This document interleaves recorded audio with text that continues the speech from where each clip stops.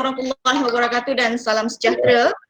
Yang dihormati salah ada dekan kita pada hari ini, Dekan Institut Matematik Juruteraan Profesor Madya Dr. Muhammad Zaini bin Ahmad, Exco AMK, Puan Aisyah, Puan Nur Nadia, Dr. Najah Ghazali selaku panel kita pada hari ini, dan juga yang berbahagia Profesor Dr. Rozhan, Muhammad Idrus, panel jemputan istimewa kita. Terima kasih saya ucapkanlah kepada semua kerana menyertai program kita pada hari ini. Seperti yang kita maklum, munculnya COVID-19 mengubah kaedah pengajaran dan pembelajaran kita selama inilah. Okey, pada saya sendiri yang telah mengajar lebih kurang dalam 10 tahun ya Prof, di UNIMED, belum pernah lagi lah melaksanakan PMP secara dalam talian dalam proses dalam tempoh yang agak panjang lah pada saya. Okay, so sepanjang proses OTL dalam tempoh COVID-19 ni, memang macam-macam lah pengalaman yang saya dah perolehi, penangan daripada COVID-19. Dalam tempoh tu juga banyak juga program yang kita dah attend berkaitan dengan PNP, atau mungkin juga lebih sesuai saya sebut sebagai OTL lah kot lepas ni. Dan saya percaya sekurang-kurangnya daripada di dalam kalangan kita ni mesti at least sekali lah pernah attend majlis-majlis ilmu yang berkaitan dengan OTL. So hari ni di UNIMED kita telah berjaya menempuhi lebih kurang dalam 7 hingga ke 8 minggu OTL, dan saya percaya semua yang ada dekat sini mempunyai pengalaman suka, duka, silap sana sini. Even saya hari ni pun ada kesilapan juga ya Prof. Dan akhirnya kesilapan tu sendiri akan membuatkan kita belajar dan menemui perkara yang betul lah insyaAllah.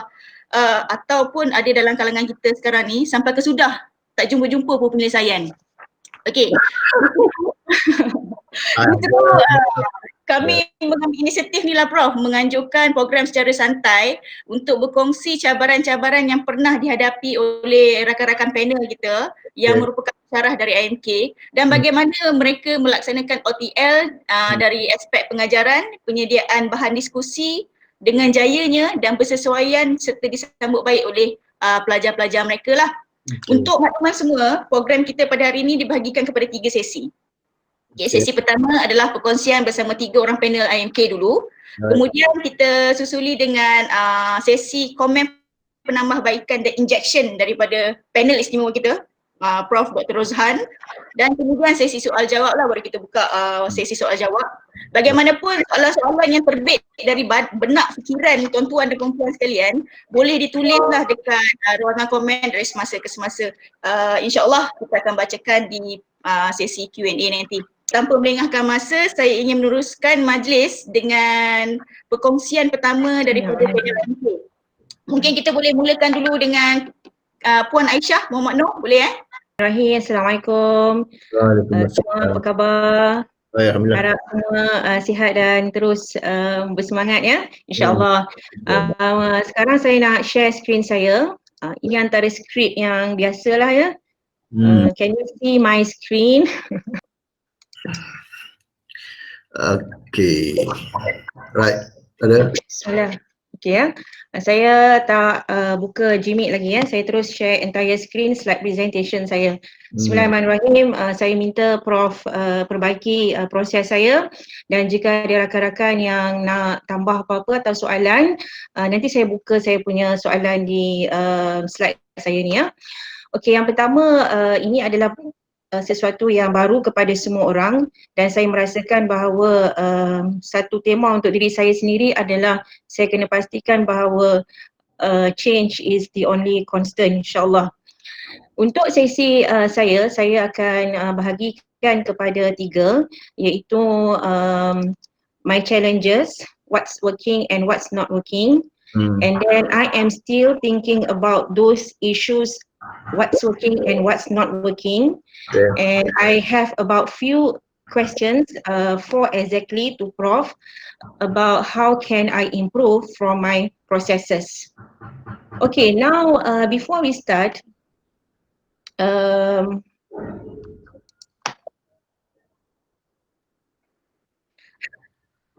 this is peer deck application in Google Slide. Maybe I want to let you try out this peer deck ya. and you may later use with your students during your classroom discussion or lecture. Yeah.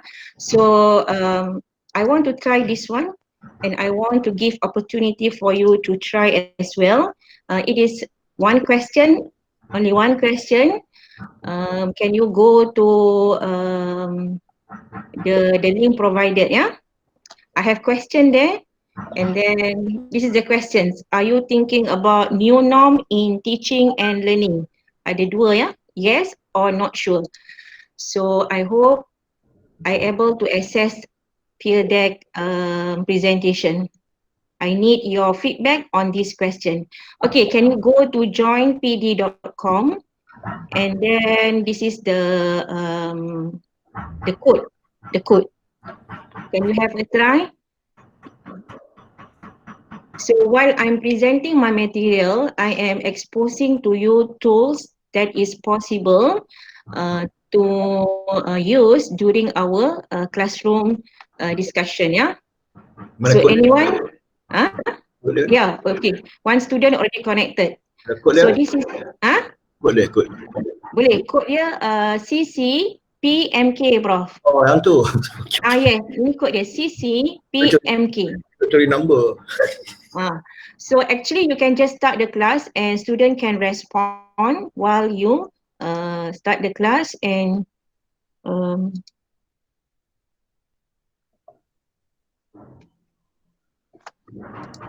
this is the CCPMK. Okay.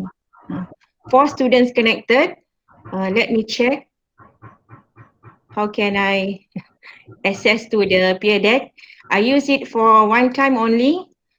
Oh no. Okay.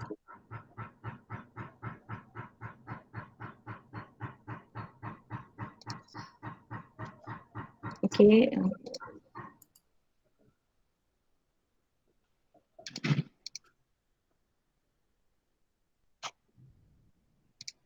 Okay, can you see responses? This is the examples of the responses while you are using peer deck. Anyone, can you please voice out, because I'm not using my, I'm not projecting or looking at my Gmeet. So this is how you can apply peer deck, Google Slide add-on, which you allow for interaction. Yes, and then in this case, I want responses. Yeah. You can see the question in your, I think you can see your, can you see the question? Yeah. Yeah, okay. So are you thinking about new norm in teaching and learning? So ini responses dia. Okay, ini contoh ya. So alhamdulillah out of 40 ya. So 15 is thinking about the new norm. I think it is a very good news lah untuk semua. So insyaAllah harap ni input hari ni akan kita tambah baik. Okay, saya stop dulu ya. Ni just nak tunjukkan saja saya dapat result sekarang dah. Okay, now let us start. Emergency remote learning and the new norm.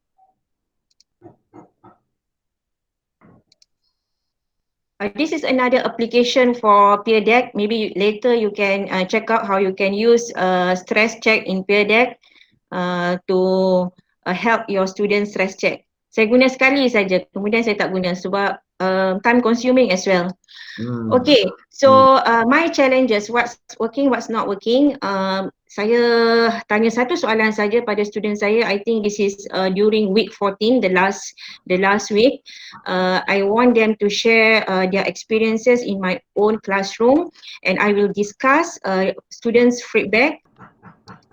Okay, what's working? I think I would like to thank Puan Munirah. Puan Munirah mentioned to me, walaupun although we share, it is not issue of big sharing or small sharing. If you think that it is may benefited others, we share. Kita share saja. Okay, what's working? One of the what's working in my classroom is I provide class agenda and class checklist. And these are the responses from my students, because we have to know that students are dealing with 5 courses, and then I do not know how they are able to manage your Telegram messages, WhatsApp messages, Google Classroom. So I think class agenda and checklist may help them. So Alhamdulillah, they give me a positive response. Let us take a look an example of class agenda. This is my class agenda.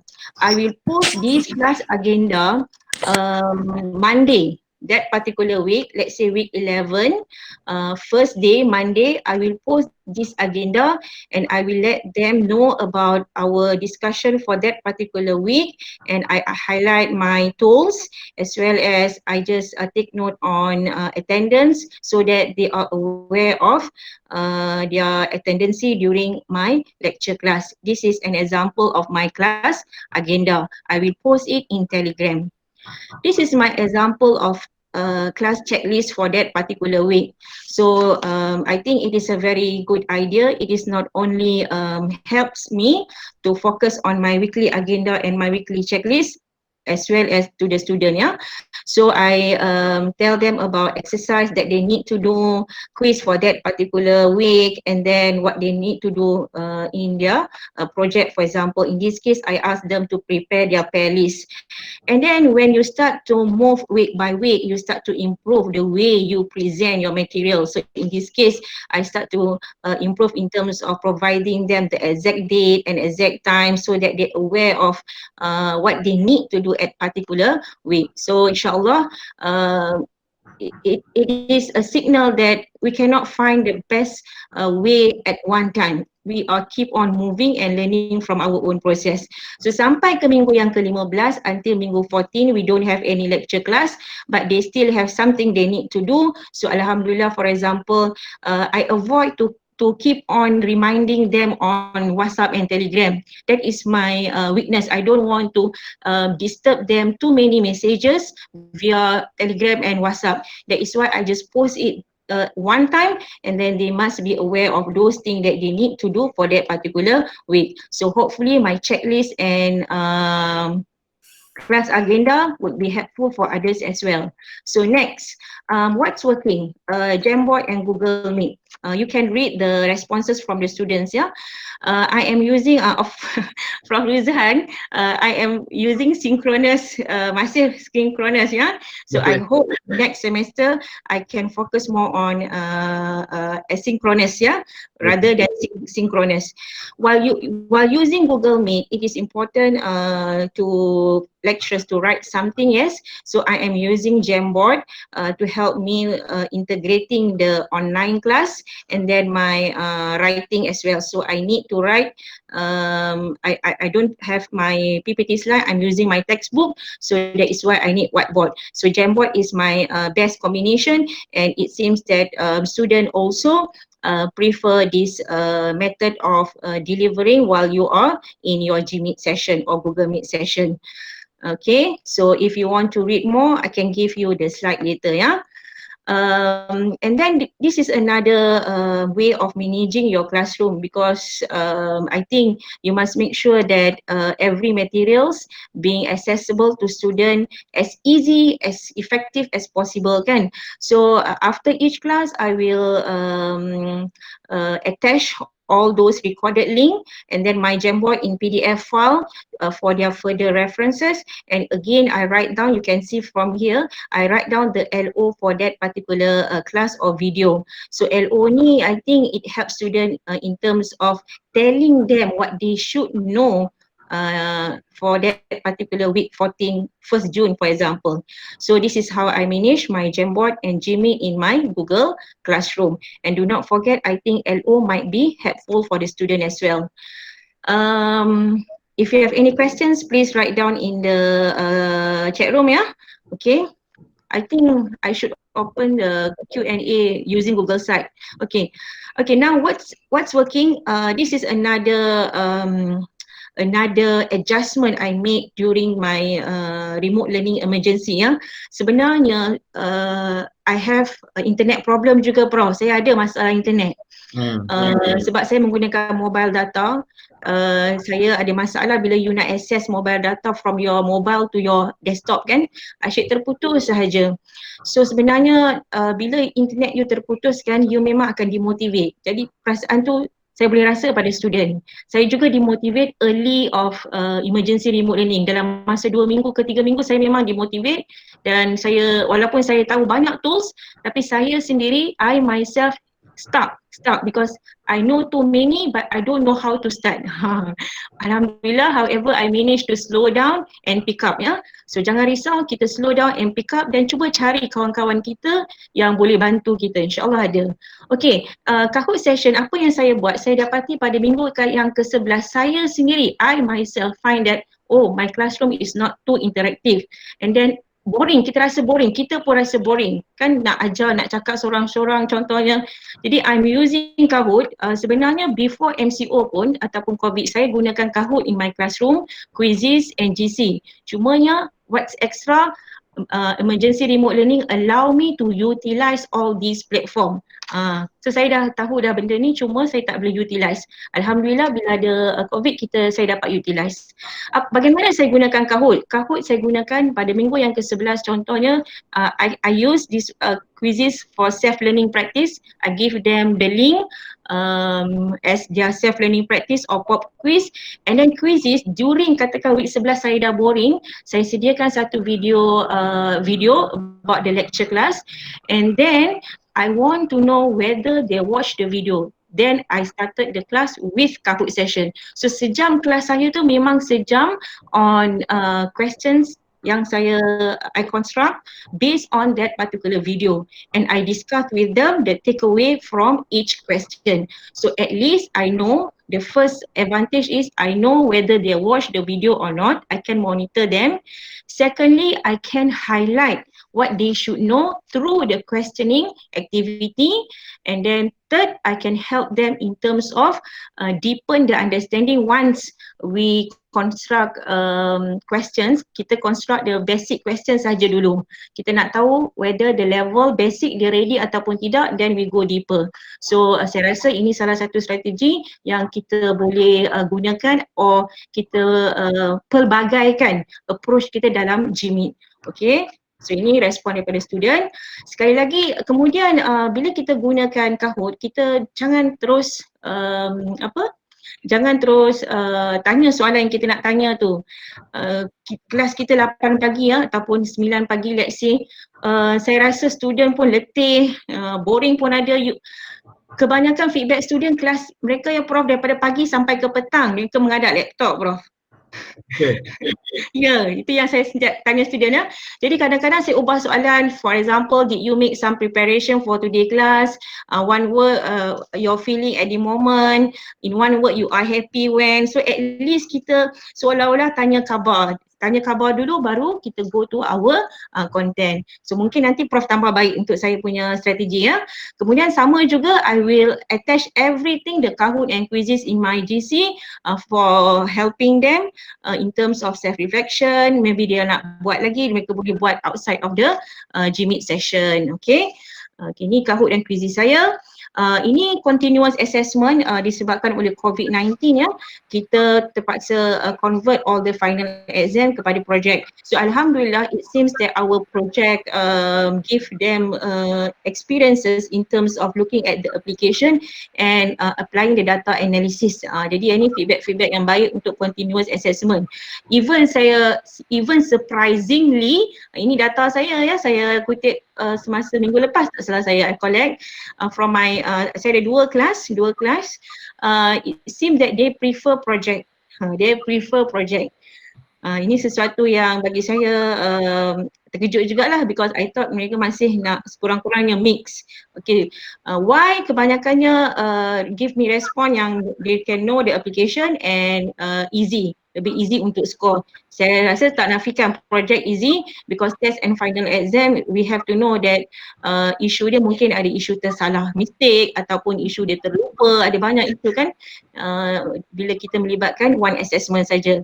Okay, this is on what's working, continuous assessment. Okay, ada soalan tolong letakkan di chat room ya. Okay. Puan Aisyah, ada satu soalan dekat chat room tu. Ha? This is interesting how to implement this method for calculation based subject. So kita Untuk ini calculation juga kan? untuk Quizizz ke, untuk Jamboard ke, which one? Untuk which one? So how Miss Natasha? Calculation based. Heavy calculation, statistic we have calculation but not heavy calculation compared to maths or maybe compared to engineering. For example, in my case, when heavy calculation, I do not focus on the final answer. Instead, I focus on the process. They need to divide, they need to multiply. I do not focus on the final answer during the Kahoot and Quizizz session. I want to know the process only. So maybe you can, for example, in terms of calculation, you can break down the process into, let's say concept kan, you nak, I'm not sure what kind of calculation, but I think you can break down the process of that particular calculation. Then you can assess that process rather than you just assess the final answer. Okay. Contoh kan mungkin saya ajar maths tu, saya contoh dia nak solve separable equation. Firstly, saya buat apa? You should be able to identify separable. Yang tu buat sebagai satu soalan. Identify dulu, not solve. Identify. Okay, so nanti Prof akan tambah baik keep up lagi, tanya lagi soalan, Prof akan tambah baik. What's next, I am still thinking about. So saya dah habis yang tadi what's working and what's not working. I'm done in terms of my ada 3 perkara tadi, checklist, and then class agenda, what's working my Gmeet and Jamboard, what's working my Kahoot and Quizizz as platform for engagement, as platform of monitoring student process, as platform to evaluate student understanding. Now what's next? Daripada proses-proses tadi, I am still thinking about Prof. Saya still thinking about, ini soalan saya untuk Prof. Online learning ni, what matters? The product ke, the process ke, grading ke, learning. Because bila daripada soalan student ni, kita lihat feedback dia, they enjoy the learning process, they enjoy the learning tools, of course, but they still need more practices, for example, and then they still need more quizzes question. Saya bagi quiz question yang terlalu banyak. And then week 11 saya survey lagi, sebenarnya kita sentiasa kena dapatkan feedback pada student. Feedback student terlalu banyak dan saya stop. Bila saya stop ada yang nak more lagi. So kadang-kadang kita nak cari yang the best model tu kena try and error. Nanti Prof boleh tambah ya. So ini soalan saya kepada Prof, online learning what's matter, product, process, grading or learning. Okay. Next soalan saya. How can I improve? Okay, how can I improve? Yang pertama, saya ada 4 points here, then I am done ya. Giving feedback. Prof, ini soalan saya, what's the best approach? Saya ada 120 student. What kind of, can you see my screen? What kind of, because I cannot see my full screen. What kind of, apa ni Dah lupa lah. What kind of, what kind of feedback is crucial? What kind of feedback is crucial? Because this is the way I give feedback. For example, during the Gmeet, saya ada buat check-in. And usually check-in saya mestilah soalan-soalan yang saya kata level dia C1, C2, C3. Okay, soalan yang tak berapa penting pun, cuma nak check-in saja. But I give feedback when I respond to their assignment saya respond, okay, if false, if true, why, if false, why kan, if true, why. So at least I give respond, yang itu cara saya give feedback. Mungkin Prof boleh beritahu saya bagaimana cara nak beri feedback dalam keadaan online learning. Ini kaedah saya yang pertama, using GC saya gunakan soalan questions ya. Tapi soalan saya masih terlalu basic. Saya tak boleh terlalu pergi soalan yang simpat dan ke atas lah. Okay, ni yang pertama, how can I improve in terms of giving feedback. Yang kedua, bila kita tanya soalan-soalan ni Prof kan, kita tanya soalan ni, soalan kita tanya tu adalah soalan yang kita nak tahu saja. Kita terlupa soalan yang what should we know about them. Contohnya saya tanya satu soalan, from today's discussion, I am still thinking about yang ni banyak sangat Prof. Saya nak bagi feedback pun I am trying to be selective, yang penting saja, but memang susah. Ini pun baru 34 responses. Jadi ini antara isu saya, how can I give feedback to my student in online remote learning. 2, feedback apa yang penting yang saya kena beritahu ya. So contoh ini soalan yang saya tanya, list learning outcome. Okey lah, ni saya dah tahu dah, saya tahu. List learning outcome saya tahu. Yang I am still thinking about ni, saya tak tahu apa yang dia tak tahu. Yang ini masalah saya dalam memberi feedback. Okay. Kedua, how can I improve? Strategy for online learning.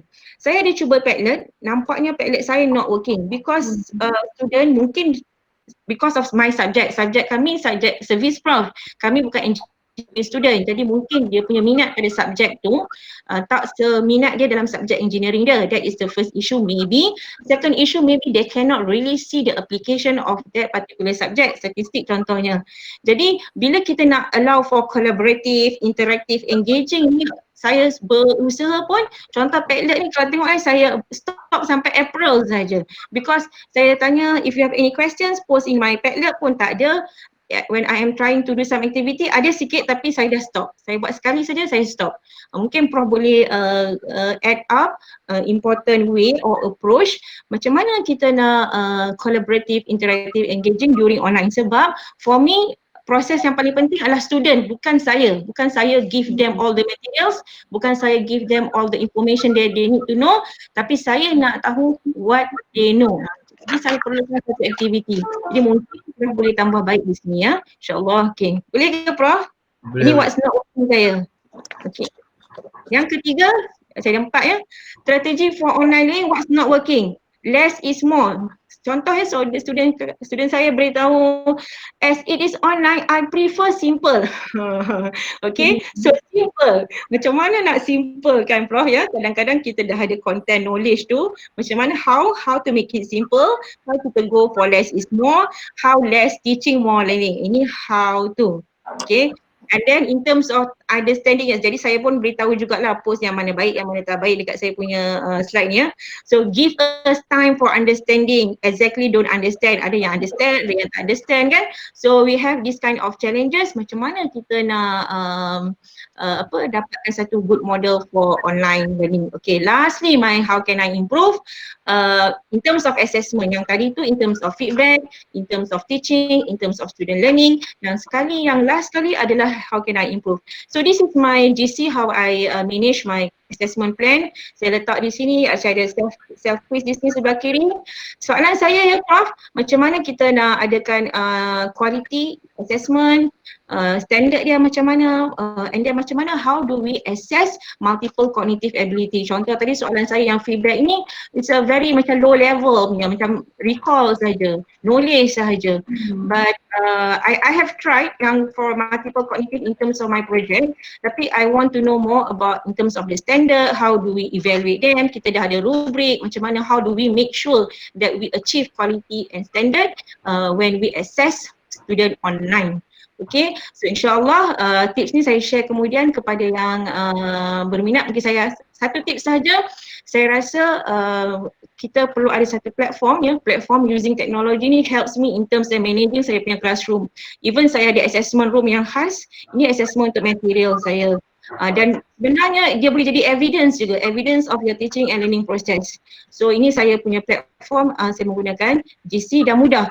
Everything saya akan tarik, saya tak perlu komunikasi dengan WhatsApp dan Telegram yang terlalu banyak. Saya punya masa menjawab student. Saya terus everything you refer to GC.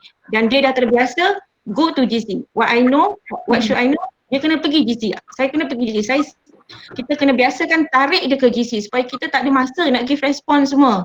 Bukan tak ada masa, limited kan, mungkin terlambat ke, jadi nak respon kepada WhatsApp dan Telegram tu ambil masa. Jadi saya gunakan platform GC untuk menarik semua maklumat yang student perlu ke dalam GC, dia mesti refer GC. Other than that, saya rasa saya pass balik kepada Munira. Saya ada beberapa tips, kemudian nanti jika ada masa saya boleh share. Okay, Assalamualaikum, terima kasih. Terima kasih Puan Aisyah. Panjang sesi sharing Kak Aisyah ni. So, Kak Aisyah ni memang sangat popular lah Prof dekat sini. Melibatkan teaching and learning kan. Memang Puan Aisyah ni saya panggil Kak Ai lah. Kak Ai ni dia memang ada spirit dia lain sikit bila berdepan dengan teaching. So teaching is her passion lah. Tapi saya berbalik kepada Puan Aisyah tadi, saya rasa memang, bukan rasa lah, saya yakin lah sebenarnya proper planning daripada pensyarah tu sendiri memang sangat crucial. Sebab yelah, student ambil banyak subjek kan Prof. Bila kita bagi latihan sikit, dia kata sikit. Dia minta banyak. Bila kita bagi banyak, dia kata terlampau banyak. Dia orang stres. Tu pun masalah juga Prof. Macam berkaitan dengan interaktif kan. Padlet memang tak interaktif. So saya pun dah quit dalam bulan 4, bulan 5 saya dah stop dengan Padlet. So saya pernah try buat Quizizz. Guna Quizizz untuk saya punya quiz. Quiz tu ada markah tau Prof. Saya tergerak hati nak tanya dekat dalam grup WhatsApp. Saya tanya, lepas daripada quiz tu saya tanya, how was the quiz? Okay, platform Quizizz ni. Surprisingly, student jawab apa tau Prof? Walau weh, finally ada seorang pensyarah yang tanya saya, Quizizz tu okey ke tak? Lepas tu saya cakap okey. So apa pendapat you kan? Lepas tu dia kata, Quizizz ni membuatkan kami heart attack. Saya ada anxiety. Madam, so saya tak boleh dengan Quizizz. So saya prefer Google Form. So maksudnya dalam kita nak berinteraktif, dia orang nak interaktif tapi dalam certain perkara tu kita tak boleh nak terlampau terkedepan sangat sebab kita kena consider condition student dekat rumah. Mungkin dia orang tu pun ada sakit yang kita tu pun sendiri tak tahu kan Prof.